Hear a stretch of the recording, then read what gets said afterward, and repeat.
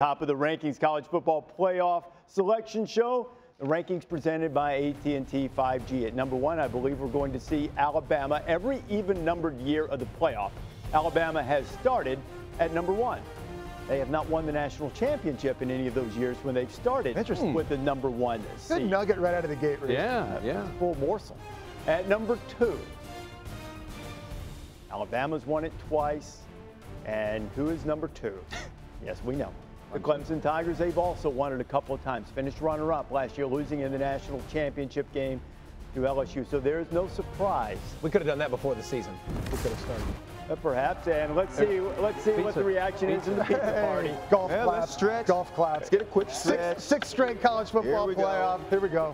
Get some pizza. The top two teams, there have been 7 playoffs, and the top 2 have been in 6 of them. They missed different years. Clemson missed the first year. Alabama missed last year. So order has been restored. Now, are you going to 3 or are you going to 6? I'm going to 3. Oh, we're about to find out what's up right now. We're going to find out what's up right now. So at number 3,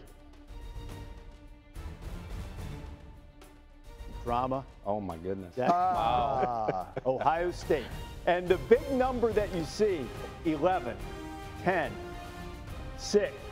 But it didn't hurt the Buckeyes. So the Buckeyes are in at 1, 2, 3. And for the second straight year, Clemson and Ohio State in a semifinal. And the way that game ended last year, some controversy. There's going to be some hype and buildup of obvious that aspect of it. But remember, because Ohio State was in the top 4 last week, you talked about it, they could win almost with a safety. It wouldn't have mattered.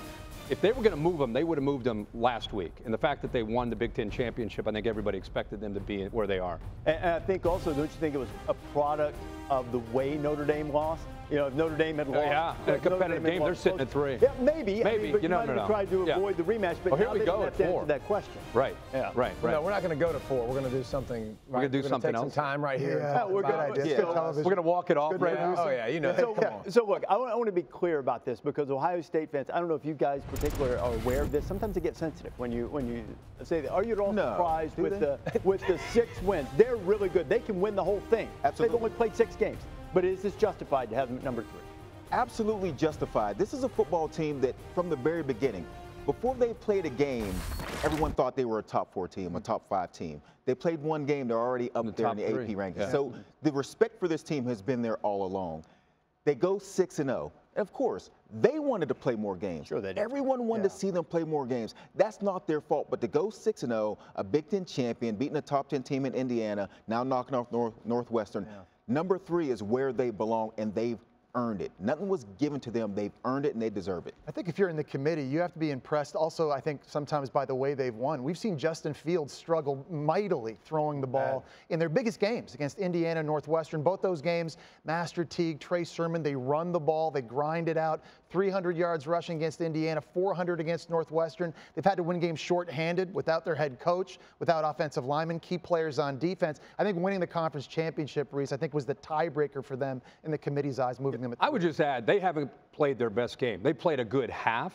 They've not played 60 minutes yet. Now, I don't know if they're capable with trying to build that continuity in the next, whatever it is, 10, 15 days to get ready to play their best game, but they've not played their best football yet. You know, and the other thing that we've mentioned with them, we'll find out what the Big Ten ruling is, how many of the guys, and also some of it depends on when they tested positive, all of that. And now Ohio State's going to go into this thing by far freshest, and if they get some players back, healthiest team of the bunch by virtue of the fact they've only played 6 games.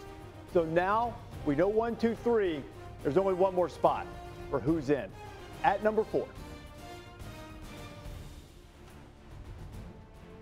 Drama building. Drum roll. Notre Dame. And that's what we expect. We pretty much, nailed that. That's what we all expect. Well, Alabama and Notre Dame will play in a national semifinal. They met prior to the playoff era for the national championship at the end of the 2012 season.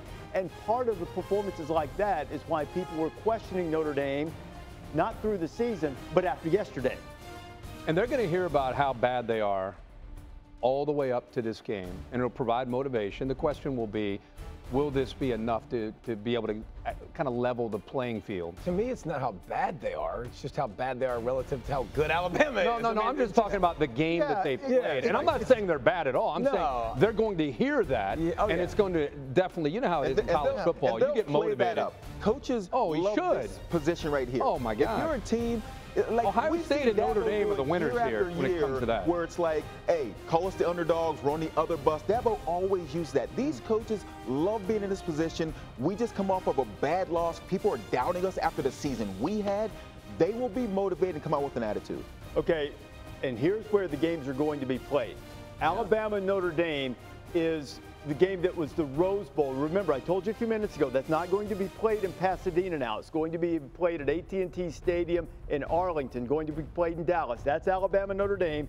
In the Dallas area, Clemson and Ohio State will be played in New Orleans in the Sugar Bowl. So you have that rematch in the Sugar Bowl, and then the national championship game played in Miami on January 11th.